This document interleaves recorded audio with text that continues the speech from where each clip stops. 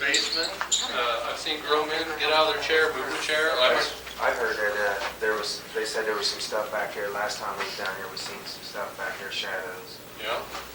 The basement here of the Twin City Opera House actually predates the 1892 building of it. Originally on this area was known as the Burn District. Something burned down here. Some people believe it may have been the Brewster Hotel. That is not necessarily historical fact, but what is fact is that there were a number of tunnels that do lead out of this basement into other sections of McConnelsville. They are sealed up. They sealed them up in the 1930s, 1940s, because they were afraid that the weight of traffic crossing Main Street would eventually collapse the tunnels. We have actually had paranormal activity enter and leave the tunnels. We believe that some of the spirits actually still use them. There is an entrance over here which is completely sealed up in stone in that back corner if you look, which is one of the entrances to one of the tunnels. One of them led over into the Kennebec Hotel, and the actors here would use that to go back and forth instead of having to deal with everyone outside between performances. One of the other tunnels is actually here. This area that goes back into this actually leads under the concession stand area. And there is some difference in stonework back here. There was a tunnel that led out of here that crossed over the middle of the square and went out to the center of the square where the statue basically is today. And they used to use that, among other things, to get to some of the utilities that cross the square. Those areas are still sealed up, but they are pretty paranormally active.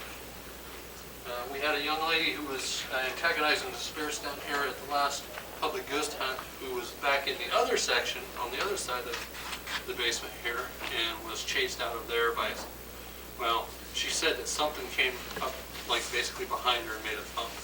There's just, like a lot of stuff, these are personal experiences, you know. We have managed to catch some of them on tape, but a lot of things you just can't cover every single, you know, every person, every view, everything.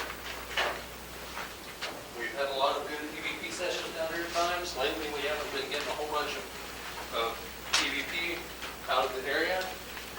I do recommend, and it seems like a lot of times that if you split into smaller groups, I don't know what your game plan is, but however many people that you have down here in the basement at once, if they spread out and only one or two people and head towards the corners so that they at least appear to be more vulnerable or weaker, you'll probably have a lot more activity. Yeah. Does anyone have any questions? Where does this door go? That door, and you'll see there's a door on the other side.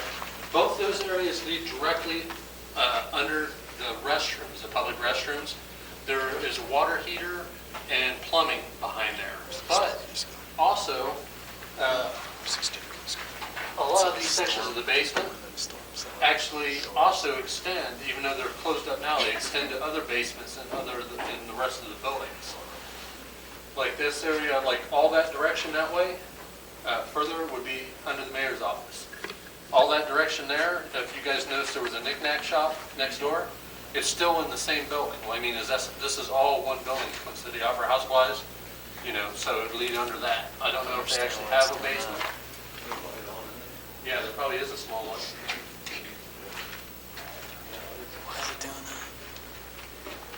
You guys may actually have the pop machine kick. I don't know if any of you guys are familiar with pop machines, you know, but you know what I'm talking, the carbonation will eventually get low enough that it'll go ch. It's like super loud when you're down here in the dark. Just to let you guys know it's over there under the concession stand area. Okay.